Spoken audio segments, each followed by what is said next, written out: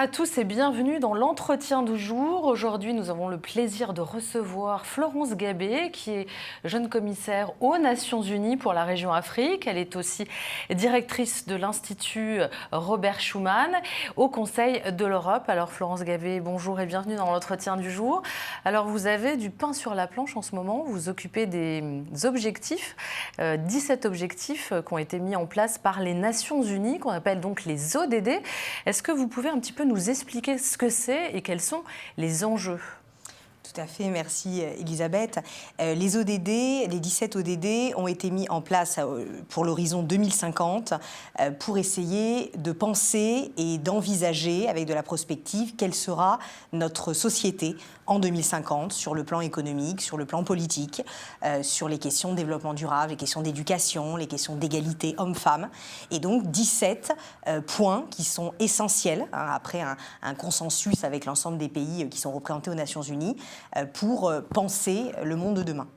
Alors, combien de temps les Nations Unies se sont fixées pour parvenir à ces objectifs ? Alors, initialement, c'était des ODD à l'horizon 2020-2030 et elles ont encore été reculées à l'horizon 2050. On comprend pourquoi, avec entre autres le Covid, évidemment. Donc, voilà, on essaye de travailler et d'envisager ce que sera le monde de demain à travers ces 17 ODD. ODD, développement durable. Objectif de développement durable. Même si ça ne parle pas que de développement durable, mais c'est développement durable au sens large, en fait. Ce sont 17 points. 17 points. Qui ont été votés par les pays membres. Exactement, les pays membres ont ratifié ces 17 points, exactement. Et donc sur combien de pays ? Sur l'ensemble des pays qui sont présents aux Nations Unies. D'accord. Et alors, vous vous occupez de deux de ces ODD qui sont... Exactement. Le numéro 4, c'est-à-dire un climat scolaire sain et agréable dans une société qui est pacifiée et qui est inclusive, et ça c'est l'ODD numéro 16. Donc on travaille sur l'ODD 4 et l'ODD 16, notamment sur la question du harcèlement scolaire. Donc le harcèlement scolaire, votre région, c'est l'Afrique. C'est un objectif aujourd'hui pour beaucoup d'États africains, le harcèlement scolaire. Et qu'est-ce que c'est que le harcèlement scolaire ? Comment les élèves le vivent-ils ? Alors le harcèlement scolaire, c'est en parallèle des autres harcèlements que peuvent vivre des enfants, des étudiants, harcèlement physique, des bagarres à l'école, etc. Le harcèlement, ça va être sur la nationalité, sur la couleur de peau, sur le physique. Aujourd'hui, on en entend beaucoup parler, et c'est une réalité, le cyberharcèlement, même si l'Afrique est un petit peu moins touchée par ce point du cyberharcèlement. Sur tous les autres aspects, l'Afrique, aujourd'hui, malheureusement, est le plus touché au monde. Puisqu'en fait, on est à plus de 48% d'élèves harcelés en Afrique, alors que la moyenne sur tous les pays, c'est un petit peu plus de 30%. 48,2% pour l'Afrique subsaharienne, 42,7% pour l'Afrique du Nord, et en troisième place, c'est le Moyen-Orient avec 41%. Alors, 48% en Afrique... ce sont principalement des filles ? Alors oui, du harcèlement physique, du harcèlement psychologique, du harcèlement sexuel. Voilà, donc des différents points. Le harcèlement, c'est aussi parfois le harcèlement des enseignants qui donc ne savent pas gérer. L'Afrique a dû faire face, à partir des années 2000, à une expansion des classes, des écoles, un boom de l'éducation. Et donc, ils sont passés de classes avec des tout petits effectifs, des classes beaucoup plus larges, et donc parfois une difficulté, effectivement, à gérer la violence au sein de la classe entre élèves ou entre adultes et élèves. C'est-à-dire le châtiment corporel, par exemple, c'est une pratique qui est encore exercée dans certains pays, dans certaines écoles en Afrique ? Bien sûr, malheureusement. Malheureusement, il y a des pays qui sont très pionniers sur ces questions-là, notamment la Côte d'Ivoire, qui a fait un très très gros travail avec la société civile pour essayer d'endiguer ce fléau. Il est le seul pays en Afrique à faire un recensement annuel aujourd'hui sur les questions de harcèlement dans les écoles pour avoir réellement des chiffres, entre autres à nous faire remonter aux Nations Unies pour qu'on arrive à jauger l'évolution de ce fléau. C'est aussi une mise en place au Gabon. Tout à fait. Ils ont mis en place un numéro d'appel d'urgence. Tout à fait. Et une grande campagne de prévention pour le harcèlement à l'école.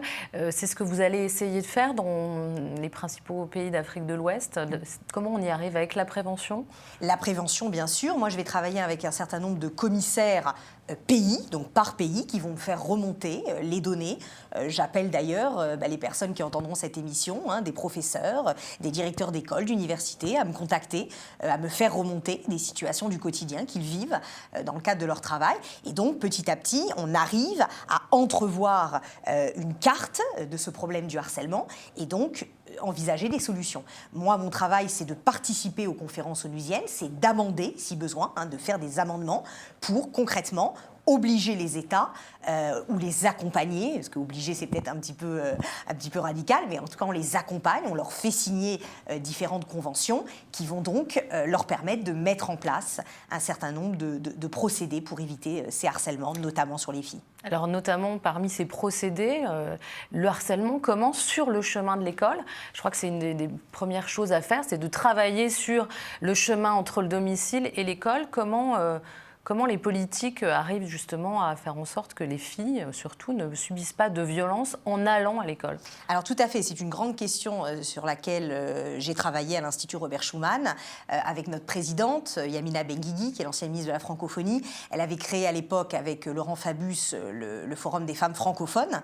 Et donc ce forum travaillait sur le harcèlement des filles.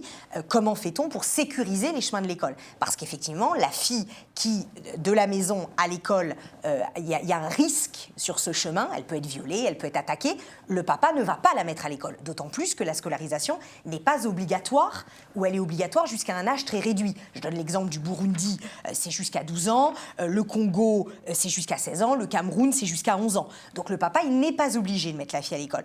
À partir de ce moment-là, si vous sécurisez le chemin de l'école, la fille va aller à l'école, et puis il y a d'autres choses à mettre en place sur laquelle l'ancienne ministre Yamina Benguigui a beaucoup travaillé, notamment les toilettes de filles dans les écoles. Il faut qu'il y ait des toilettes pour que les filles puissent aller à l'école. Mais ça, encore une fois, c'est un harcèlement physique, c'est un harcèlement concret du quotidien, harcèlement ou violence physique. Le harcèlement scolaire, il peut être aussi un harcèlement avec les mots uniquement, pas seulement avec le physique, avec les mots, mais qui va attaquer la jeune fille sur son physique, sur sa nationalité, sur sa religion, avec les problèmes ethniques qu'on connaît en Afrique, avec les différences de caste qui sont encore une réalité. Et qui sont un vrai problème au sein de l'école aujourd'hui? Tout à fait, tout à fait. Il faut prendre en compte les facteurs structurels en fait de ces harcèlements. Il y a la présence de la violence dans les sociétés africaines. À la maison, il y a de la violence. Ce que tu disais tout à l'heure, le châtiment corporel des enseignants qui existe encore. Et donc fatalement, tout ce phénomène-là crée des facteurs qui font que la violence à l'école devient quelque chose de banal et de commun et de naturel. Donc là, il faut travailler sur cette ODD 16, justement, les sociétés beaucoup plus pacifiques et inclusives. Les sociétés, évidemment, plus inégalitaires, plus pauvres, font que ce harcèlement à l'école, pareil, existe. Et le bilan, c'est le décrochage des enfants. C'est ça qui est très grave. Ce sont des enfants qui deviennent malades. Ce sont des enfants qui, à la suite, peuvent prendre des drogues, des substances qui sont interdites. Donc, tout ça crée des problèmes d'insomnie, décrochage scolaire. Et donc, c'est un problème pour l'Afrique de demain, pour les générations qui viennent. Décrochage scolaire chez les filles, qu'est-ce qui se passe derrière ? Alors, le décrochage scolaire chez les filles, à partir du moment où, déjà, les États n'obligent pas la fille à aller à l'école, au-delà, comme j'ai donné quelques exemples de pays tout à l'heure, au-delà d'un certain âge. 12-13 ans. 12, 13 ans, 14 ans, ça dépend des pays. À partir de ce moment-là, la fille, effectivement, on n'est pas obligé de la mettre à l'école. On n'est pas puni en tant que parent si on ne la met pas à l'école. Donc, mariage forcé, donc tout le système de la jeune fille qui n'a pas pu aller jusqu'à 16 ou 18 ans à l'école, voir des études supérieures et donc voir le monde dans sa pluralité. Ça veut dire que pour elle, l'excision, qui est un geste perpétué par les femmes, de femme en femme, c'est la tante, c'est la mère qui excise, c'est pas l'homme. Et donc effectivement, elle ne sait pas. Donc elle va continuer à perpétrer ces traditions et c'est un gros problème. Donc l'école, mariage forcé, excision, et puis effectivement, pas de travail, pas de et travail, puis une dépendance au mari, une dépendance à la famille, parce que si le mari décède, il y a toute la question en Afrique du veuvage, qui est aussi une question sur laquelle on travaille beaucoup à l'Institut Schuman. La femme est mise au banc de la société. C'est terrible, le veuvage dans certains pays africains, c'est une terreur. Nous, dans nos pays en France, pour nous, la veuve, c'est celle qu'on s'occupe d'elle, on va la voir, on l'aide, etc. Là, au contraire, elle est mise au banc de la société, elle est rejetée alors même qu'elle vit le décès de son mari. Donc tout ça, en fait, est perpétré parce que la fille, à la base, elle n'a pas eu le bagage, n'a pas eu cette possibilité de rentrer en interaction avec la culture, avec la pluralité du monde, avec d'autres camarades, et donc de se dire, pourquoi pas devenir avocate, chef d'entreprise, etc., etc. Est-ce que vous pensez, donc, horizon 2050, qu'en 20-30 ans, on pourra arriver à un vrai résultat ? On va tout faire pour, en tout cas. Est-ce qu'il y a les moyens ? Est-ce qu'aujourd'hui, l'ONU dispose des moyens financiers, des moyens en ONG, des moyens en hommes pour faire avancer les choses ? Elle met tous les moyens, elle essaye de mettre tous les moyens, bien sûr, à la disposition. Les Nations Unies font un travail tout à fait extraordinaire. Le COSCOC, donc c'est ce comité diplomatique dans lequel je suis commissaire, donc a également un fonds de dotation, qui est également un fonds de dotation rattaché aux Nations Unies. Et donc là aussi, on travaille avec l'Université des Nations Unies, on travaille avec des entreprises, des start-up qui répondent aux 17 ODD. Donc là aussi, c'est d'essayer d'insuffler dans la société des entreprises plus responsables, une société civile plus responsable. Et tout ça, je pense, petit à petit, fait que on amène la pierre à l'édifice pour arriver au monde de demain pour nos enfants qui sera le bon. Donc vous avez en objectif de développement durable, donc l'éducation. Quel est le second objectif que vous avez ? Alors l'éducation de qualité, ODD 4, au sein d'une société pacifique et inclusive, ODD 16. Voilà. Ce sont principalement pour l'instant ces deux ODD, il y a déjà beaucoup de travail. Et alors le deuxième, qu'est-ce que ça veut dire concrètement ? C'est une société pacifiée, c'est ce que je vous disais tout à l'heure. Dans les facteurs structurels du harcèlement scolaire, il y a cette société qui, à la base, est une société de violence. Donc c'est la violence à la maison, c'est la violence dans la rue, c'est la violence dans l'école, peut-être même avec le maître d'école, peut-être avec du personnel de l'école. Et donc, fatalement, cette société, elle ne pousse pas les enfants à entrer dans un monde pacifiquement, dans la bienveillance, dans la fraternité vis-à-vis de leurs camarades. Et donc, c'est ce travail-là qu'on doit faire pour essayer de changer le prisme de ces jeunes. C'est-à-dire apprendre aux communautés à vivre ensemble, aux religions à vivre ensemble, aux ethnies à vivre ensemble. Bien sûr, les religions, les ethnies, grosse problématique aujourd'hui de l'Afrique. Donc, effectivement, c'est tout ce travail-là. Et alors, votre troisième mission, c'est donc de vous occuper des diplomates africains. Tout à fait. Au sein de l'Institut Robert Schuman. En quoi ça consiste, en fait, cette formation des diplomates africains et quelles sont les missions, en fait, qui vous incombent ? Alors, le CEDS, donc c'est le Centre d'études diplomatiques et stratégiques. Effectivement, on est partenaire de l'Institut Schuman. C'est un centre qui dépend de l'INSEC. Donc, l'INSEC est un gros groupe d'éducation en France et en Europe. Il a été créé par Pascal Chéniaud, professeur à HEC, grand professeur de sciences politiques à Paris-Descartes en 1986. Et donc, nous formons les diplomates du monde entier. Donc, on joue le rôle de soft power de la France aussi dans la formation des diplomates, ce qui n'est pas rien. Et donc, on les forme à ce qu'on appelle le PhD exécutif DBA ou la thèse. On est en partenariat, entre autres, avec l'Université de Valence pour une thèse d'État, avec l'ESCE. Je travaille avec Christophe Boisseau, qui est un professeur tout à fait remarquable. Et donc, on envoie nos diplomates à faire des thèses, à travailler sur la question des affaires internationales et de la diplomatie.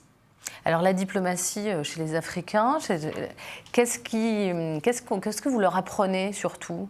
En quoi, qu'est-ce qu'ils vous demandent de combler comme manque, oui, potentiel. La diplomatie au XXIe siècle, ce sont des compétences multiformes. Et ça, c'est très important de le comprendre. C'est-à-dire que être un bon diplomate, c'est être à la fois pragmatique, mais c'est également le besoin de connaître la pluralité des cultures. Or, parfois, les diplomates sont jetés là et donc ils ne savent pas exactement comment mettre en interaction leur propre culture, la culture du pays qui les accueille et essayer de créer ces passerelles. Donc notre rôle, il est là. Il est de leur faire faire souvent des thèses sur leur pays, ce qui leur permet de mieux comprendre, de très bien connaître leur pays au niveau politique, économique et social. Et à partir du moment où on connaît sa propre histoire, dans un exercice de thèse, donc qui est un exercice universitaire exigeant, on est capable de tisser des ponts avec les autres pays dans lesquels on doit représenter son propre pays d'origine. Voilà. Donc ça, c'est très important. La diplomatie du XXIe siècle, c'est une diplomatie qui doit être capable de travailler avec les acteurs de la société civile, avec les chefs d'entreprise. Parfois, une ambassade devient une sorte sorte de petite chambre de commerce. Donc on leur apprend ce genre de choses. Et donc de manière générale, c'est de se baser sur un savoir pluridimensionnel qui permettra à ces diplomates d'être au plus juste dans les décisions prises.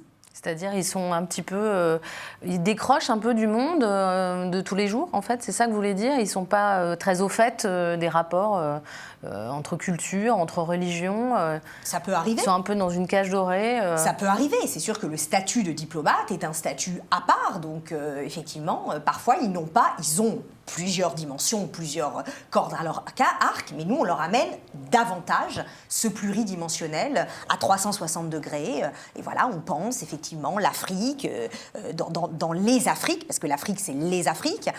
Notre directeur des études, Fouad Nora, qui est également professeur à Paris Descartes, qui est un grand spécialiste du Moyen-Orient, leur donne ce prisme du Moyen-Orient.